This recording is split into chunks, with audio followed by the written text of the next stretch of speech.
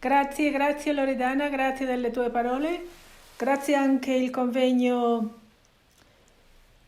Escritoras y Escrituras, Corpi Terrestri, Corpi Celesti, grazie a Monica Farnetti, grazie a voi que siete qui.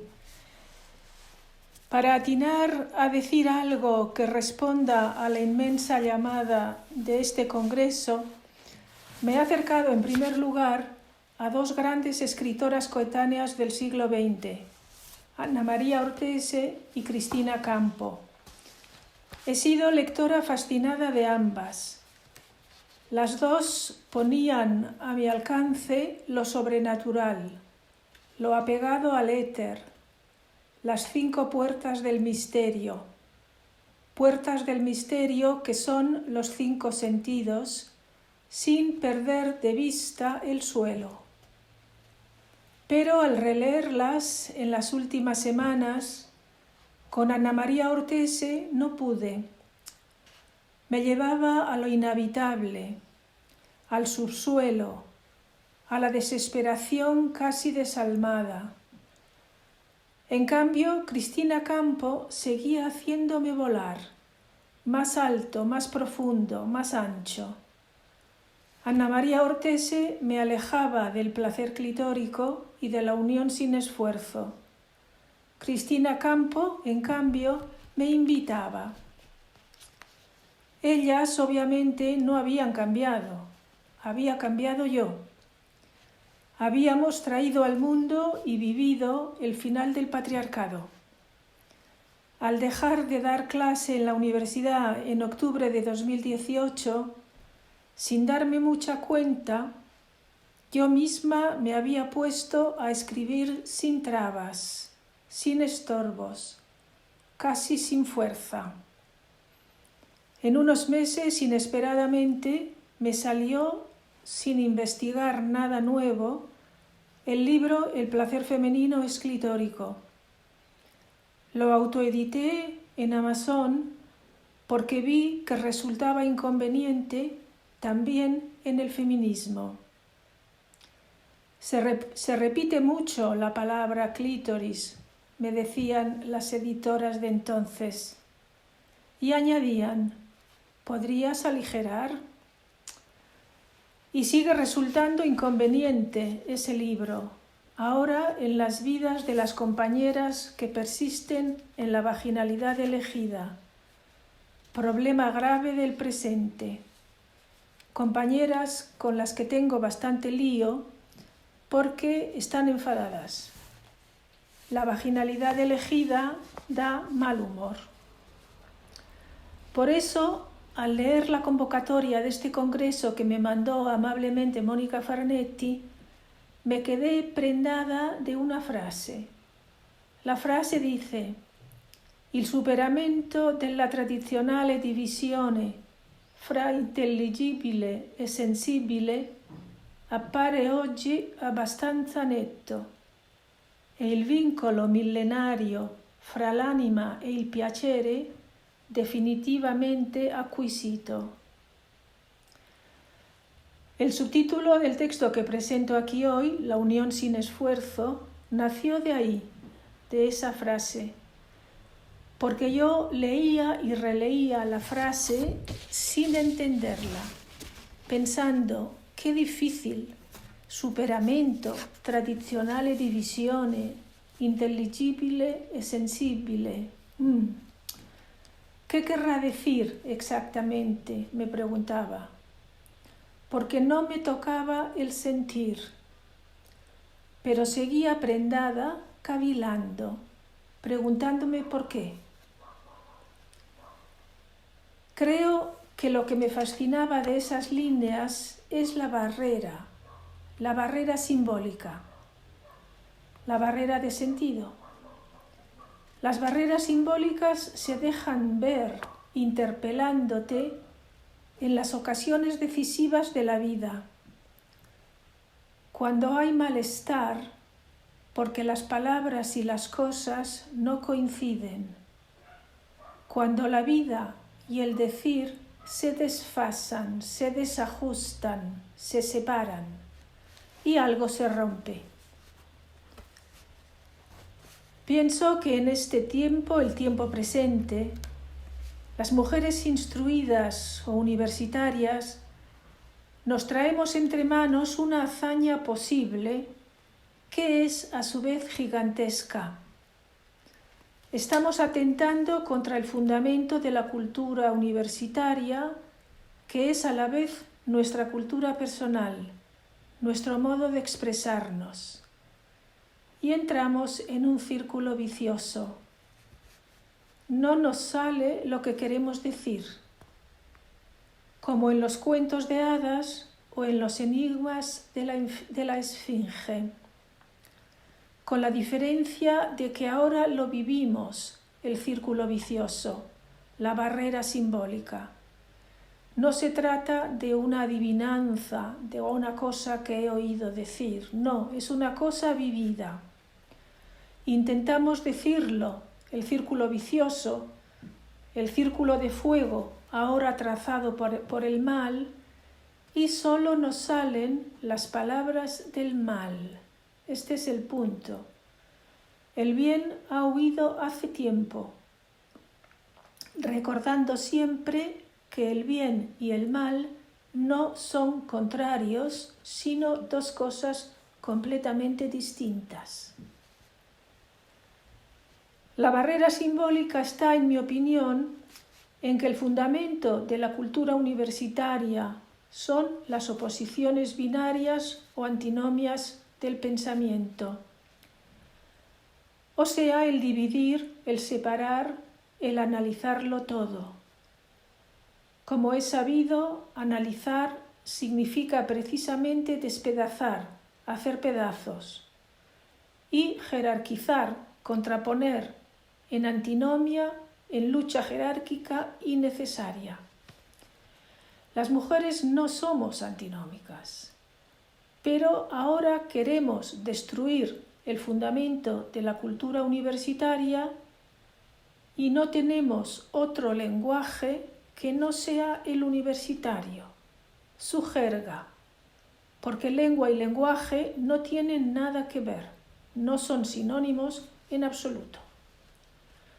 Contraponemos inteligible con sensible, por ejemplo, cuando en la vida de una mujer van siempre juntos, como si ya no supiéramos decirnos en lengua materna. Ya no sabemos, porque aún conociéndola estupendamente la lengua materna y hablándola todos los días, hemos olvidado su substancia, que es la relación con la madre, no con la academia. Hemos abdicado de ella, de la madre, cediendo al hombre mucha de la competencia simbólica que la madre o quien estuviera por ella nos enseñó. La lengua materna, y esto lo he aprendido hace muchos años de Luisa Muraro, no coincide con las lenguas nacionales. En cambio, solo 4 siglos atrás, la cultísima escritora que fue Sor Juana Inés de la Cruz sí tuvo una lengua que no era la universitaria, una lengua para decirse al completo. A ella sí le salió lo que quería decir. En sus enigmas de la Casa del Placer, por ejemplo, pero en general en toda su obra, que es enorme.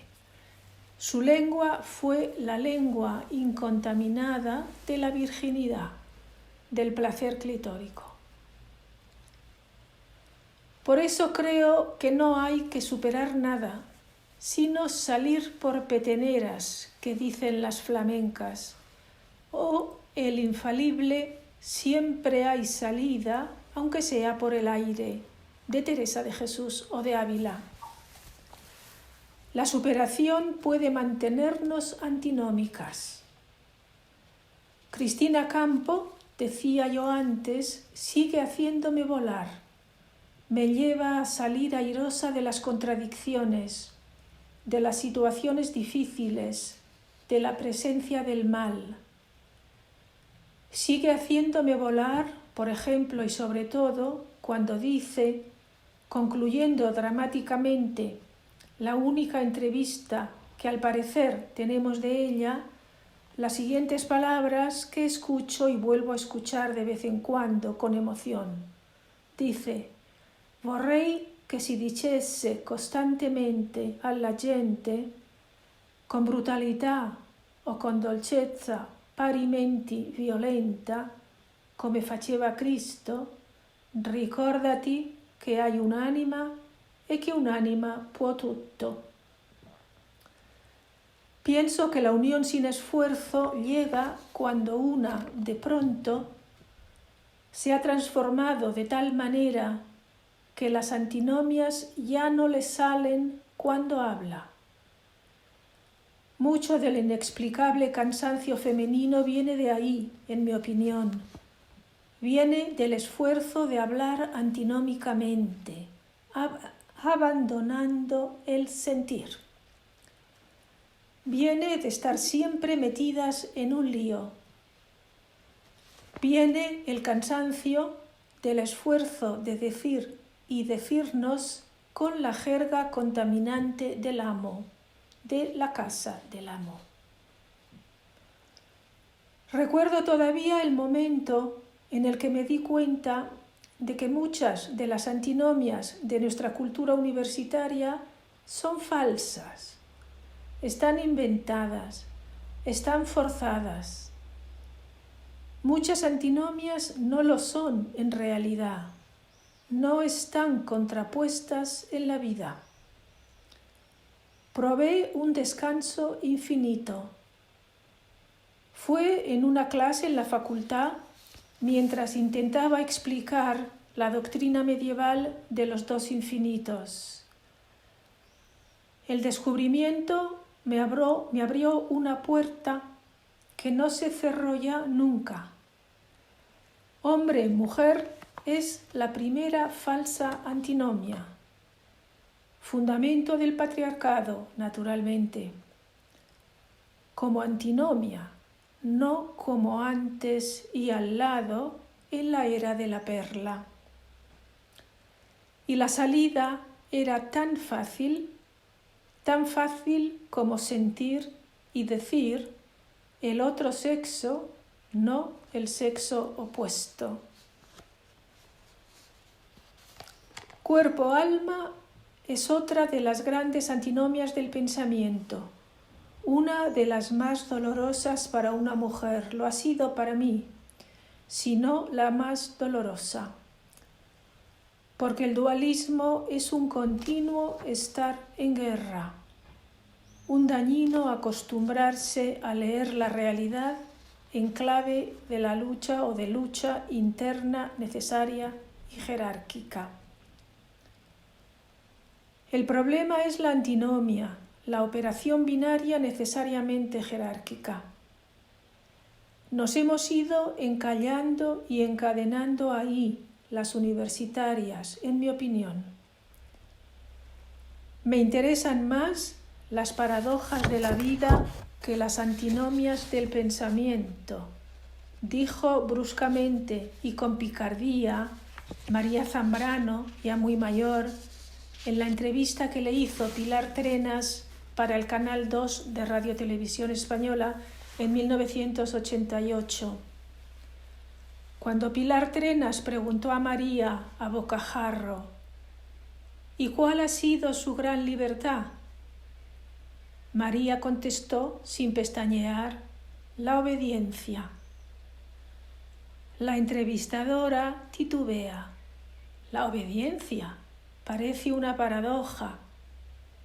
Y entonces María deshace la falsa antinomia con la hermosa frase que he citado: me interesan más las paradojas de la vida que las antinomias del pensamiento.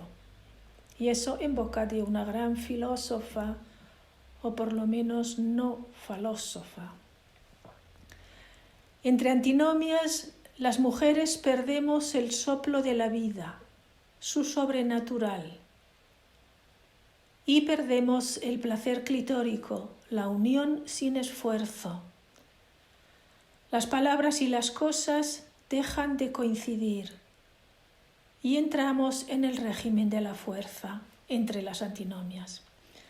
La lengua materna se traba, asoman las barreras simbólicas, atenaza la tristeza.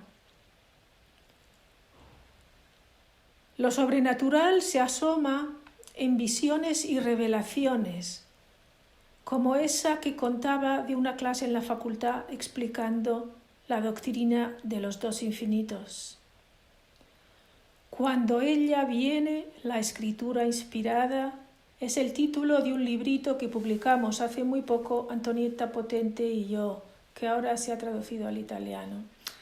Ella, la que viene, es la inspiración. Viene por el aire, no por la dialéctica. Está al alcance de quien la espere. Abrámosle la oreja y el paso. Ella es la apertura a la unión sin esfuerzo. Es la nueva anunciación, la anunciación del placer. Es una práctica cotidiana de las mujeres clitóricas. María Zambrano lo puso en palabras en un párrafo inspiradísimo de su libro El hombre y lo divino, un libro que ella, María, tituló La ausencia, un párrafo que a mí me ha fascinado siempre, desde que lo leí por primera vez hace muchos años. Dice María, es el entrar en la conciencia, y aún más que en la conciencia, en la luz, un suceso glorioso, la epifanía que tiene toda realidad, que accede por fin a hacerse visible. Hasta aquí la frase fantástica de María. Dice, repito, que accede por fin a hacerse visible, termina. Se trata pues de un suceso, no de una acción. Las antinomias son siempre una acción. Sucede, pasa. Y la clave está en el misterio del verbo acceder. Mi padre me enseñó una vez que en la lengua griega clásica hay palabras que significan al mismo tiempo una cosa y su contraria.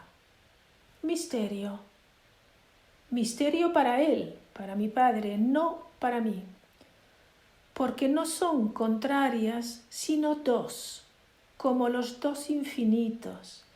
Dos palabras en una, dos infinitos en una naturaleza humana, dos sexos en un solo mundo.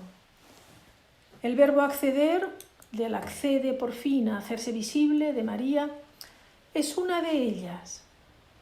Acceder es conseguir, alcanzar con esfuerzo, y es dejarse, ceder a, dejarse dar por la divina, por la primera, por lo sobrenatural, por el acontecer puro y simple. La lectora escoge. Acceder como se accede al placer clitórico, sin esfuerzo ni contrato sexual. Hablar por fin sin antinomias sucede. Se da. Sucede cuando una accede, se deja, dice sí y no dice sic non. Al placer clitórico se accede, sucede, se cede, insisto. La unión sucede, sin esfuerzo. Sucede cuando sucede, porque una ya no está antinómica. No tiene que acceder, tiene solo que acceder. Ha vuelto adentro, dentro de sí. Siente, sobre todo siente. Dice lo sentido y el sentido y consentido. Y no cacarea más ni repite. Ha dejado las estructuras exteriores, los andamios de la poesía 729 de Emily Dickinson. Un verso y medio, dice ella, Emily, después los andamios caen, afirmándola un alma. Viene la calma, esa calma que las antinomias del pensamiento no tienen jamás. Ella ya no lucha por la paz. Una está en el placer de la unión de semejantes. ¿Por qué se traba la lengua materna? Creo que porque una ha dejado la vida fuera de su sentir, seducida por el discurso que es siempre antinómico en nuestra cultura occidental. ¿Qué vida se ha quedado fuera? La tuya, cuando eres tú la que dice partiendo de ti. La mía, cuando soy yo la que intento decir partiendo de mí. La vida que se da a nuestro alrededor también. De Antonietta Potente he aprendido en los últimos años a darme cuenta de hasta qué punto el discurso universitario ha ido expulsando de su seno la vida como única insistencia, que dice ella. El discurso universitario me separa hasta de mi sombra. Teníamos que llegar en masa a la universidad las mujeres del siglo XX para ponerlo en evidencia, para darnos cuenta nosotras mismas y quitar estorbos y lealtades mal colocadas, o sea, para no equivocarnos de orgasmo. Muchas pudimos constatar que convivir con hombres dialécticos era insoportablemente aburrido y estéril para una mujer.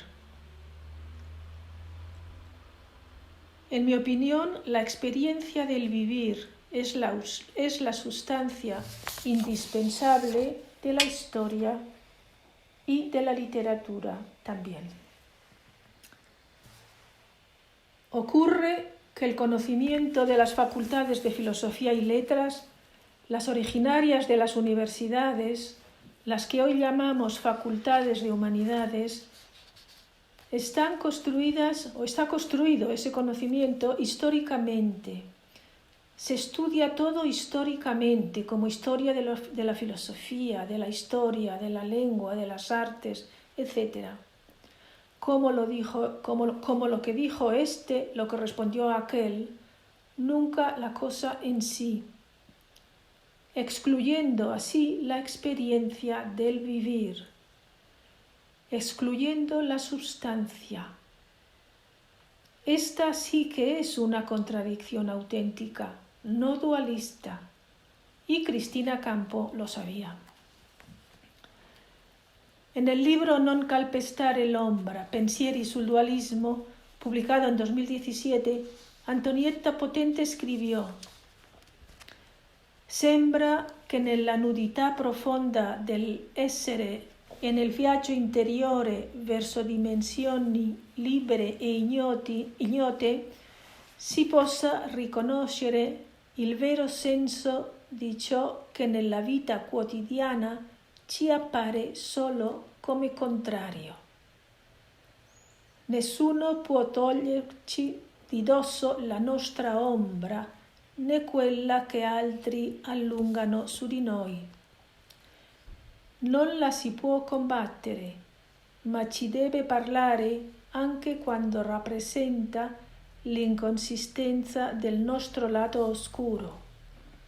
Y sigue, forse è per questo che ogni cammino iniziatico porta al dialogo con l'ombra o percorre il luogo delle ombre.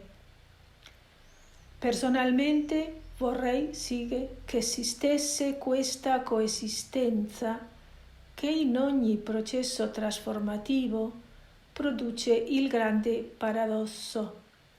È la luce che crea l'ombra e non si stacca dalla sua fonte, ma rimane legata al corpo illuminato, emerge come possibilità rivelatrice e chiaroveggenza dell'essere su di sé e su ciò che ha attorno. E concluye: è un percorso sapienziale, cioè dell'anima, che ha sempre bisogno di uscire alla luce o di essere riconosciuta in tutti gli eventi per poter veramente giudicare e trasformare la realtà reale.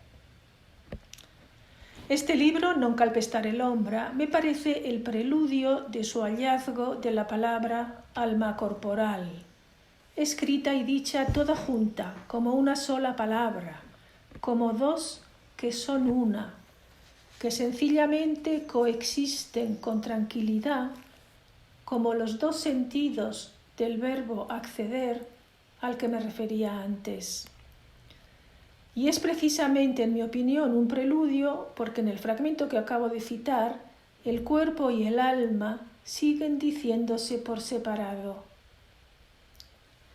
Unos años después, ese libro era de 2017, unos años después, en cambio, en 2022, en su asignatura mística, experiencia del andar profundo, del máster en la política de las mujeres de Duoda, en la Universidad de Barcelona, la propia Antonietta Potente escribe, y la cito: el alma corporal es inseparable, no se puede dividir, no se puede pensar como si fuera un objeto que podemos estudiar y aislar de todo el resto de la vida. Hemos aprendido a pronunciar esta incandescente palabra, alma corporal, y a veces cuando la pronunciamos, sigue, nos parece balbucear algo de lo que en realidad conocemos muy poco. Sentimos que es algo nuestro y no nos resulta extraño. Sin embargo, sigue, muchos, es decir, los llamados padres del pensamiento filosófico y teológico,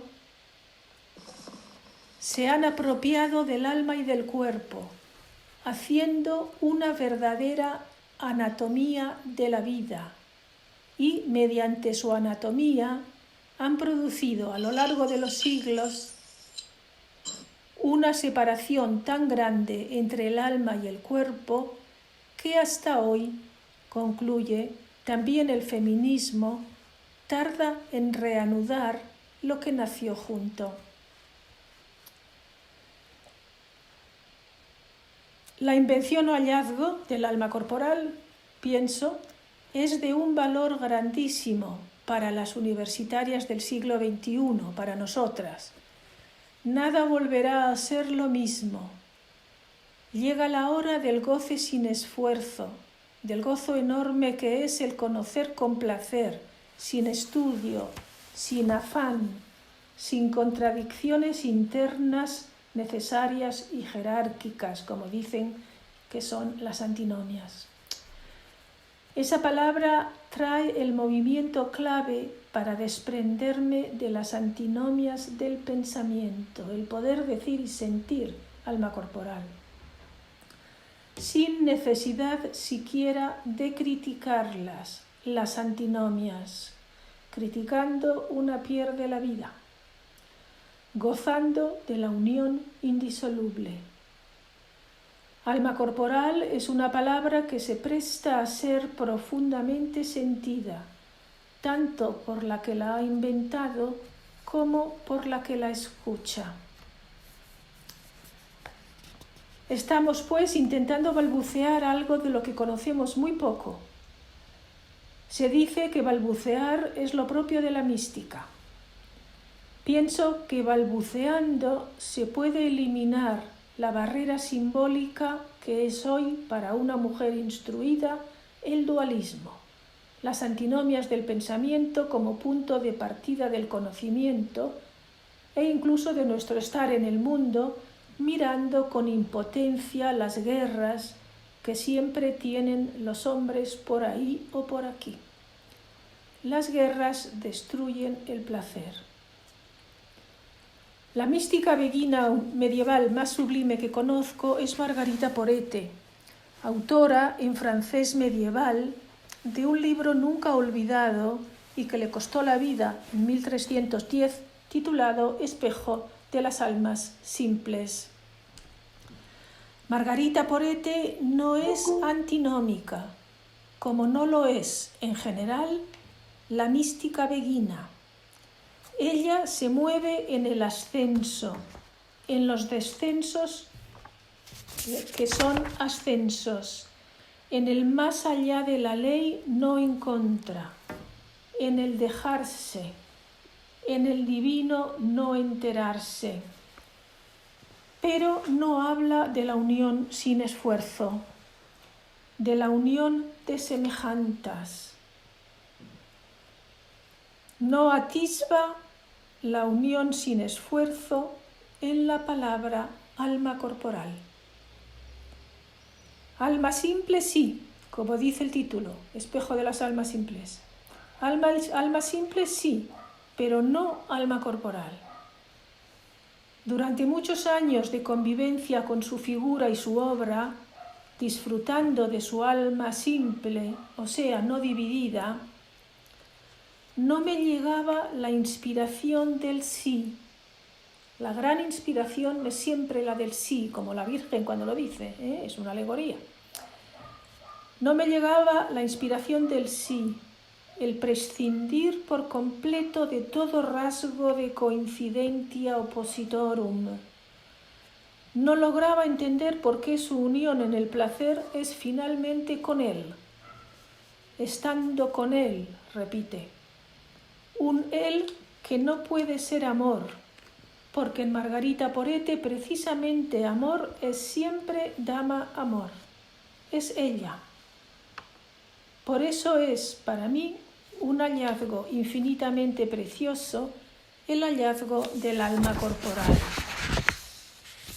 Escribió Margarita Porete, dice en el espejo, y le pregunté atónita cómo se podría dar que yo amara a otro más que a él, y que él amara a otra más que a mí, o que otro me amara más que él.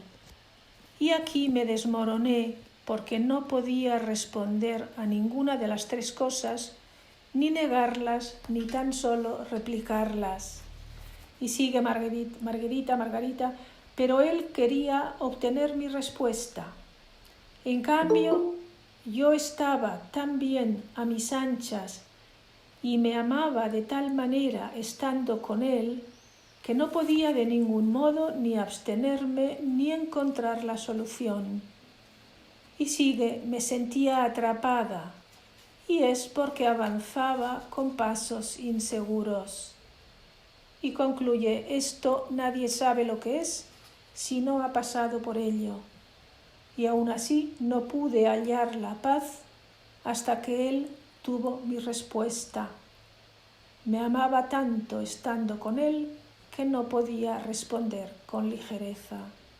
Hasta aquí una cita que me ha acompañado muchos años para poderla entender, porque realmente no hay anacronismo que valga. Margarita Porete sabía que el placer o es espiritual o no es para una mujer. Pero la unión que describe no es la unión sin esfuerzo, no es la unión de semejantas.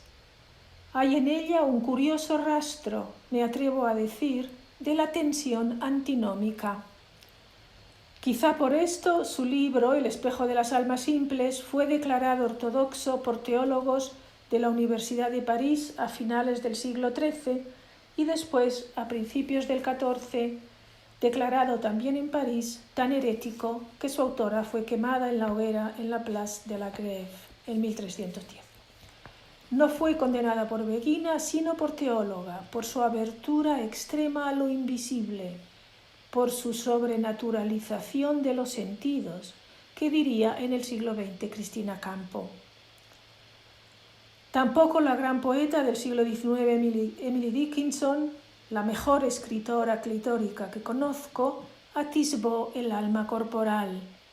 Prueba es la poesía 729 que he citado, ese verso, después los andamios caen, afirmándola un alma.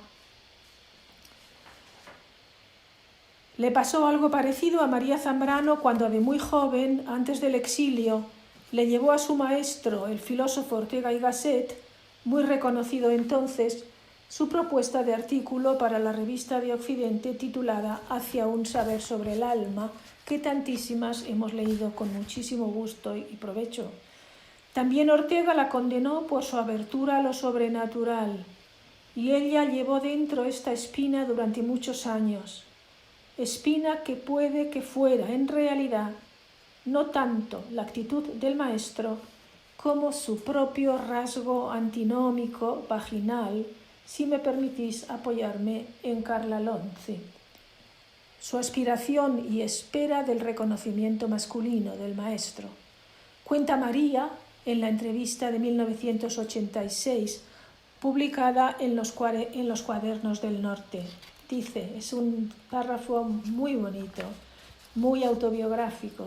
Dice, yo creía por entonces estar haciendo razón vital y lo que estaba haciendo era razón poética. Y tardé en encontrar su nombre. Dice, lo encontré precisamente en Hacia un saber sobre el alma, pero sin tener todavía mucha conciencia de ello.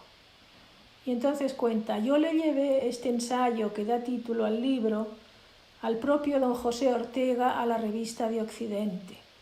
Él, tras leerlo, me dijo, estamos todavía aquí y usted ha querido dar el salto al más allá.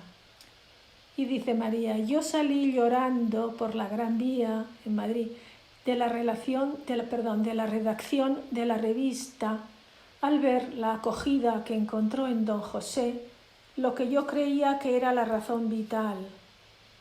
Y de ahí parten algunos de los malentendidos con Ortega. Dice que me estimaba, que me quería. No lo puedo negar, y yo a él. Pero había, concluye María, como una imposibilidad. ¿Por qué lloró María? Por la incomprensión de su maestro, sí, pero también porque se estaba equivocando de orgasmo, ella. El equivocarse de orgasmo trae y ha traído un sufrimiento inconmensurable a las mujeres clitóricas, o sea, a todas las mujeres que no han cedido a la vaginalidad elegida. Porque toda mujer nace clitórica. La disquisición entre razón vital y razón poética es lo que considero un equivocarse de orgasmo por parte de María Zambrano. El alma corporal es otra cosa. Para ir concluyendo, he mencionado el sentir sin dar muchas explicaciones. A las feministas de lengua española, o sea, también mucho las de América Latina, que incluye muchas de los Estados Unidos de América, fue María Zambrano la que nos devolvió la conexión íntima con el sentir, el valor del sentir propio y profundo, conexión perdida en el fragor de los movimientos de liberación de la mujer, conexión con el sentir perdida o relegada a la poesía. Con el sentir se conecta mediante los sentidos y también con la mente, pero la mente femenina, no la mente universitaria y sus razones. Ocurre que mente y mántica nacen en el mismo sitio, comparten la misma raíz indoeuropea mente, mental, que significa pensar profético, de adivina. Con Dama Amor, uniendo mente y sentir, mental y sensorial. La mujer que ama concibe lo mortal y lo la mujer que ama concibe lo mortal y lo inmortal como alma corporal, cuerpo y alma inseparables. Su mente es mántica, adivinación, mente conectada con la matriz y su sentir de las entrañas, como sabían Trótula y las mujeres medievales. Adivinar es femenino, de la divina, del contacto con ella. María Zambrano y Cristina Campo fueron grandes amigas, como sabemos por la correspondencia que mantuvieron. No es banal que Cristina le escriba a María, «Si tu fossi qui», rezaríamos el Ángelus. El Ángelus es la anunciación a María, que se embaraza por el oído por la palabra. Es madre sin coito, como todas las mujeres no vaginalizadas, las frígidas, por poner un ejemplo. Ellas conciben simultáneamente criaturas sin coito y conceptos sin falo, sin separación ni antinomia. Conciben almas corporales, en el placer clitórico, sin equivocarse de orgasmo. Como dejó muy claro Carla Lonzi en 1972, en las mujeres el placer y la procreación humana van por separado. Tienen órganos distintos, no antinómicos. Por eso existe la unión sin esfuerzo. El coito es un gran esfuerzo. Del feminismo de los años 70 recuerdo reñidas discusiones porque, según algunas, Carla Lonzi enfrentaba a las mujeres, nos dividía en buenas y malas, etc. Creo que esto estaba en nuestras cabezas de entonces, cabezas que estaban antinómicas. Yo vivía en Roma en esos años, estudiaba ahí. Probablemente no estaba en la cabeza de Carla Lonzi, porque ella, en la vida, en la experiencia de vida, ella hizo 3 enfermedades autoinmunes en la relación con 3 hombres y murió de la tercera. En cualquier caso, lo importante es que hoy ya no esté eso en nuestras cabezas. Vuelvo a Cristina Campo y a la entrevista que le hizo Olga Ammann para la radiotelevisión svizzera del 1977. Ahí, y en un artículo anterior, habla de la sobrenaturalización de los sentidos. El artículo que sustenta esta afirmación es un texto espectacular.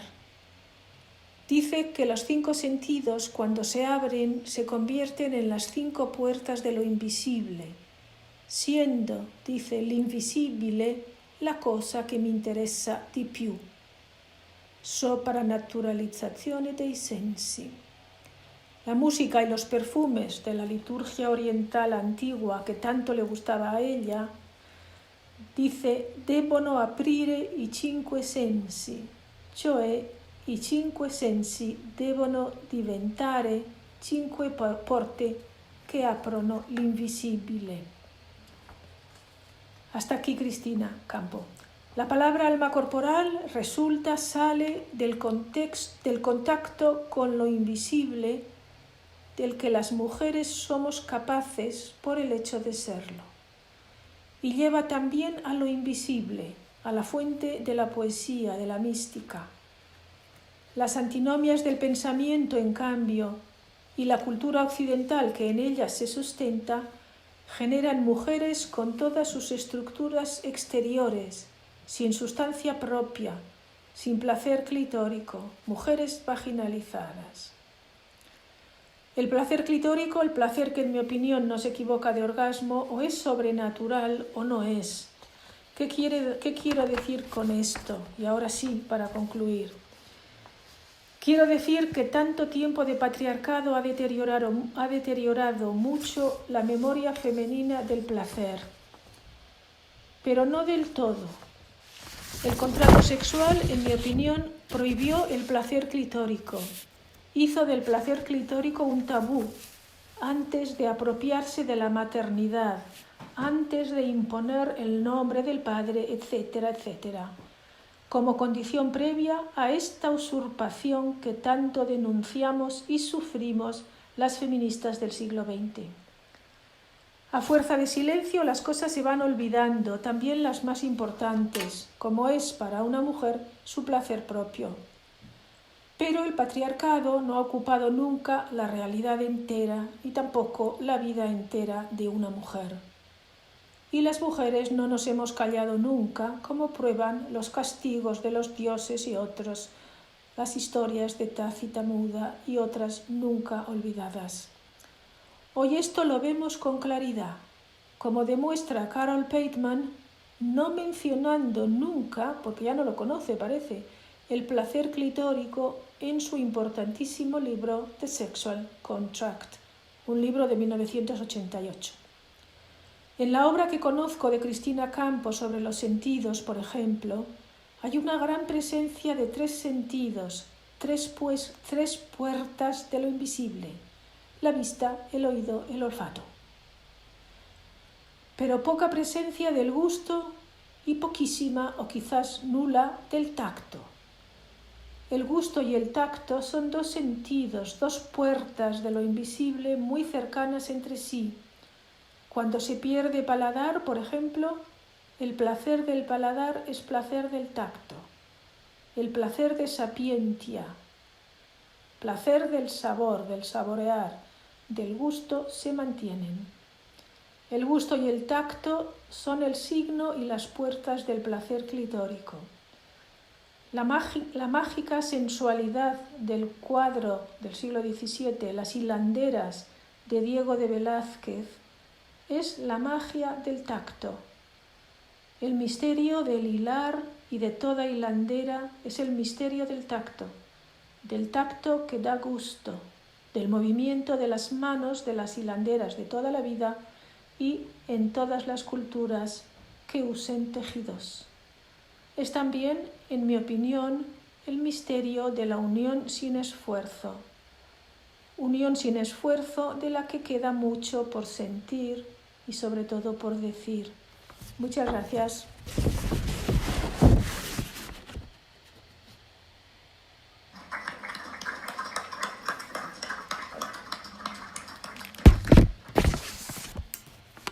Grazie, grazie, grazie.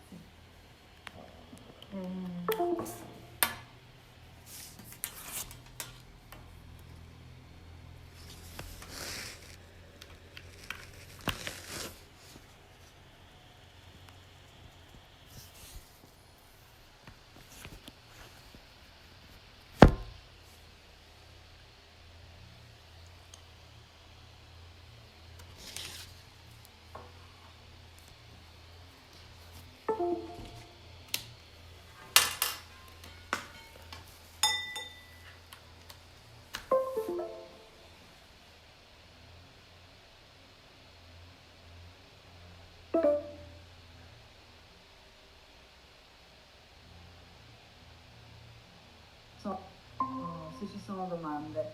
Di sicuro quello che mi sento di mettere in evidenza tra le tante idee che sono emerse, tra i tanti spunti, e sono veramente tanti, è il contrasto enorme che c'è tra la gioia che emerge da queste sue parole e invece l'enfasi che purtroppo mi viene quasi da dire, però forse no, non lo voglio dire.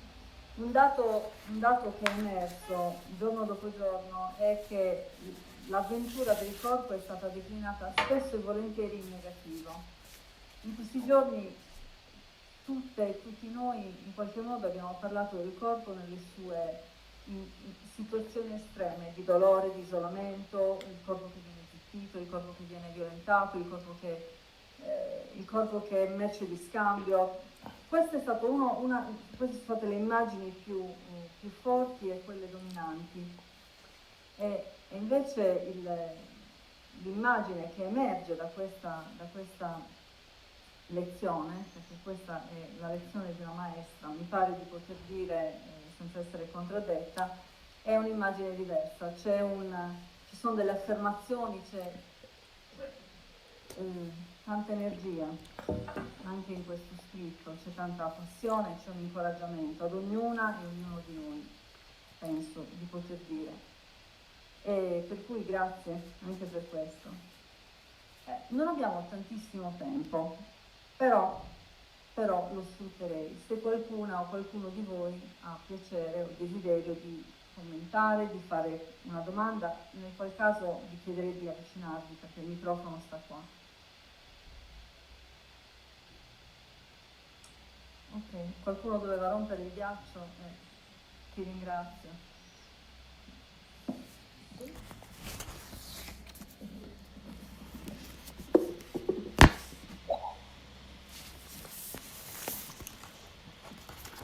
Milagros, buonasera. Mi senti? Sì, ti sento, sì, grazie. Va da sé che è una grande emozione averti con noi, condividere con le mie amiche, con le nostre allieve, con i nostri e le nostre ospiti il privilegio di averti ascoltata. Anche per me le sollecitazioni sono tantissime, mi limito a una. Prima di avere confidato a questo pubblico amatissimo che è vero che è una maestra riconosciuta a livello internazionale amplissimo, ma sono testimone in prima persona. L'ho sentita molti anni fa una volta rispondere a un dibattito in cui veniva leggermente contraddetta da un signore e lei ha risposto così, con questa aura che le vediamo ancora tuttora. Senta, nessuno può togliermi il piacere di essere una donna, uno dei piaceri più grandi della vita. Io da quella scena ho appreso proprio l'orgoglio, la gioia, ecco, della mia nascita. Volevo chiederti solo questo, Milagros, visto che siamo dentro all'università oggi ed è un luogo nel quale noi abbiamo cercato in queste giornate di riportare dentro la vita. Sono i nostri modi di combattere o comunque di stare lontane dalle antinomie di cui dicevi e di non lasciare e non permettere che la vita sia fuori da questo luogo, ma dentro. Carla Lonzi invece ci diceva ci sono luoghi nei quali non è dignitoso per una donna stare, bisogna andare via e fra questi luoghi nominava l'università. Tu come quali possibilità intravedi per noi e soprattutto per le giovani donne con cui noi abbiamo a che fare per stare qui dentro, non andarcene, ma starci da donne clitoridee e con la vita che continui a circolare fra noi. Ho parlato troppo in fretta? No, grazie Monica. È la grande domanda questa. Duoda, per esempio, il centro di ricerca di donne che io ed altri abbiamo fondato all'Università di Barcellona nel 1982 e che finalmente nel 90-91 è diventato un centro per parlare della differenza sessuale, viverla, eccetera.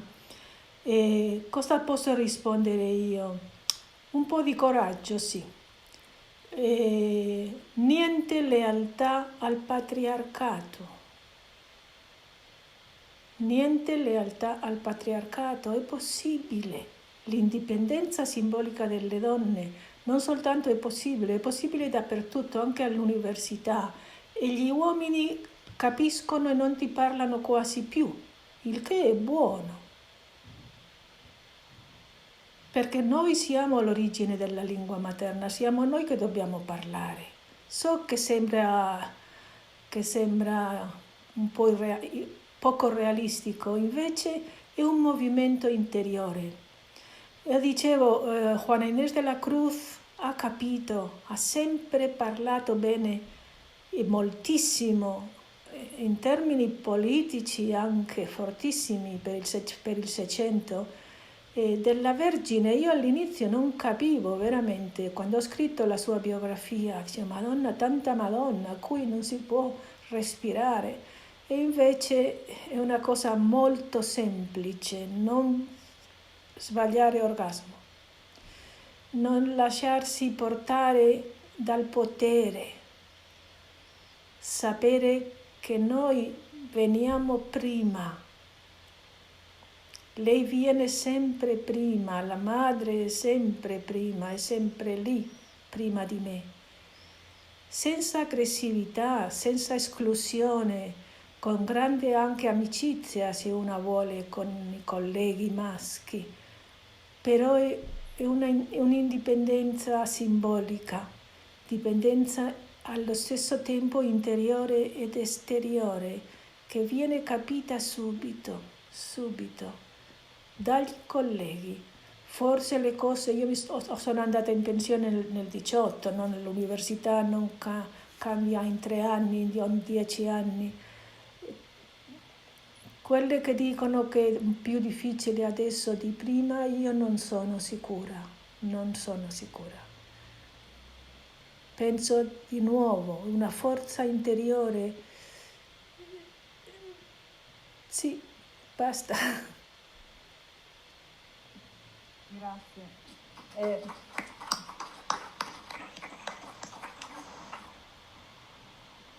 interessante perché di coraggio parlavamo proprio il primo giorno. Courage calls to everywhere, dice Millicent Fawcett, che quella battaglia la portava avanti più di un secolo fa. Mentre dava la risposta o commentava la domanda della collega, io vedo il pubblico da dove sono seduta, Maria, e tutte facevano così. Okay, c'è tanta ispirazione anche in queste parole. E il coraggio, dicevamo il primo giorno, può essere contagioso, forse in questo momento lo è per tutte e per tutti. Qualcun altro o qualcun'altra vuole commentare? Ci sono delle domande? Vedo qualcuno, ecco. Prego, sempre a fianco a me. Qua perché c'è la videocamera, se no non vi vedo. Prego.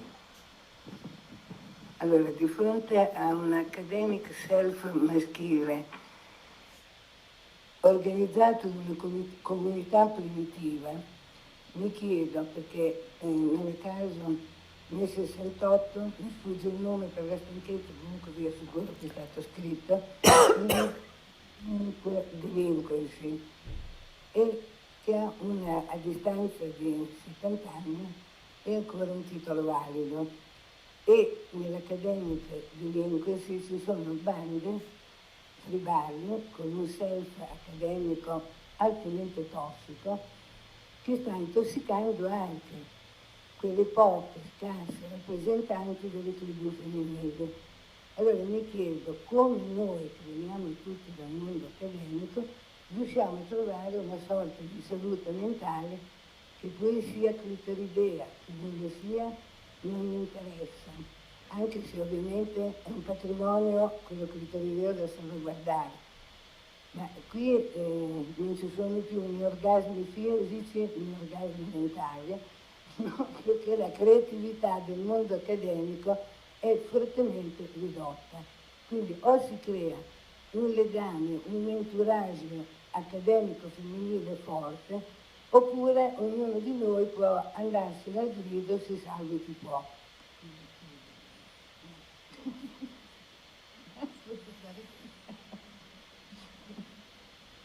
Non so se sarà troppo veloce. Non mi dica che è andato via. Non lo so. Si è sentito?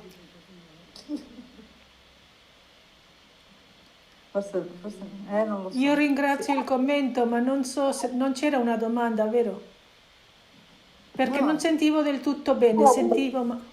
È una fotografia di un dato di fatto. Noi siamo, diciamo, dei piccole sopravvissute che siamo ancora alla ricerca degli strumenti per salvaguardare noi stessi, le nostre relazioni personali nel mondo accademico, che sono sempre più tossiche e minacciano il sapere, la creatività e oltretutto le minacce oggettive che ci sono nell'area umanistica, che è sempre più a corto di fondi.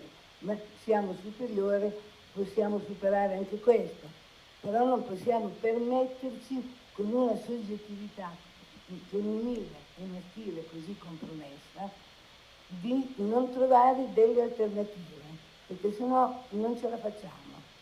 La resistenza individuale conta, ma senza un entourage forte, no? Non ce la facciamo.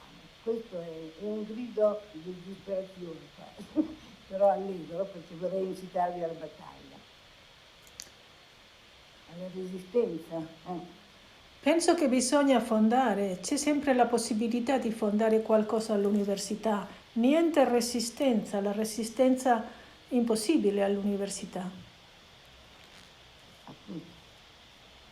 Invece fondare si fa di fatto e poi vedremo. Ok. Bene, Fondare fra donne, sì. dentro e fuori insieme, mai dentro solo, dentro e fuori l'università simultaneamente. Sì, dentro e fuori. Sempre Ma dentro e fuori, sempre in un'unione. Sì, sì, E sono poi, d'accordo. anche se bisogna andare via ogni tanto, si va via. Sì, dobbiamo ritrovare il piacere, che il piacere dello stare insieme. Il piacere Infatti. come abbiamo in questi, no, in questi convegni, ritroviamo la nostra umanità, come facciamo a fondare un'educazione umanistica se noi stessi noi abbiamo perso la nostra capacità di essere umani, cioè empatici, goderecci, no? Amanti della vita. Ecco, è tutto questo l'ideale che Vittorio Vero, diciamo, che sostituisce le ombre, no, di un fallo, ma non quello apollineo, proprio quei falli romani, no, fuori di misura.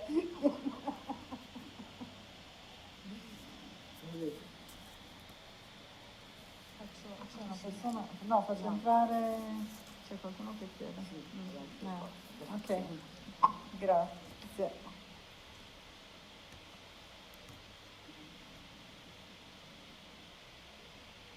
Ah,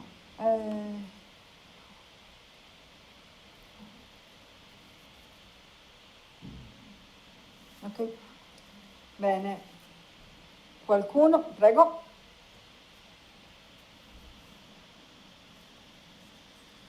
C'è un'altra domanda?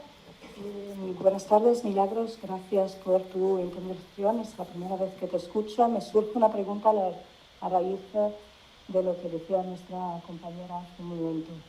El único momento en que has mencionado, me parece, ¿no? Has hablado de estas comunidades de mujeres, estas características de la subjetividad femenina, pero el único momento en que has hablado de manera más detenida de la posibilidad de crear asamblaje colectivo ha sido cuando has utilizado esta idea de la amistad que se puede desplegar en un contexto académico, por ejemplo, también con los hombres. Entonces, te quería preguntar si efectivamente en relación a lo que te comentaban, si piensas en términos de autopoyéticos de cada una que se funda a sí misma, o se descubre a sí misma, o se piensa que el rol de una comunidad primigenia, me parece que decías, puede ser central en esta fase. Y el lugar de los afectos, no tanto de la amistad, sino del amor entre nosotras como momento fundante de esta curso de acción. Bueno, no de acción, de subjetivación. Gracias. Yo es que subjetivación ya no sé lo que es. Vale. Nunca he querido ser sujeta. Yo me vivo como un haz de relaciones y creo que muchas mujeres somos eso. Sujeta es una palabra peligrosísima, en fin, no interesa tampoco lo que yo piense sobre eso, ¿no? Pero no va por ahí la relación entre mujeres, sujeto, no se ha dejado decir sujeta sin mantener su parte peyorativa, que viene de origen, de sujeción, ¿no? Y distinguir entre sujeción y subjetivación es un trabajo grave que no lleva, yo creo, muy allá.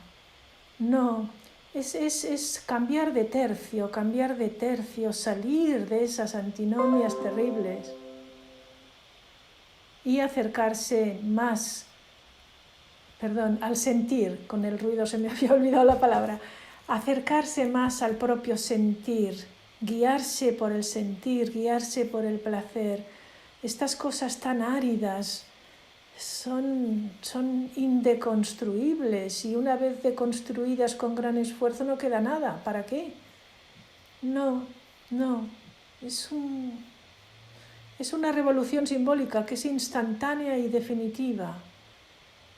En el momento en el que yo, por ejemplo, me di cuenta en clase, hace bastantes años ya, de que las antinomias, había muchas antinomias del pensamiento que no eran antinomias en la vida, fue una revolución instantánea, en la que perdí muchísima de la lealtad que tenía el patriarcado y que creía que no tenía.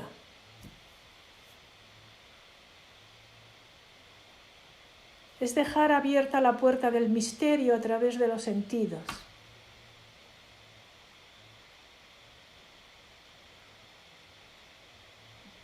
Grazie.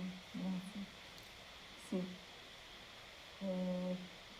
Forse uno dei temi più correnti o delle incitazioni più forti è proprio quella di un uso consapevole della lingua, il ripensare anche il significato delle parole che usiamo, forse con leggerezza, senza mai metterle in discussione. Questo mi pare nel libro sia uno dei temi più ricorrenti, un invito al lettore a un uso consapevole della lingua, è un atto responsabile anche in quel senso lì.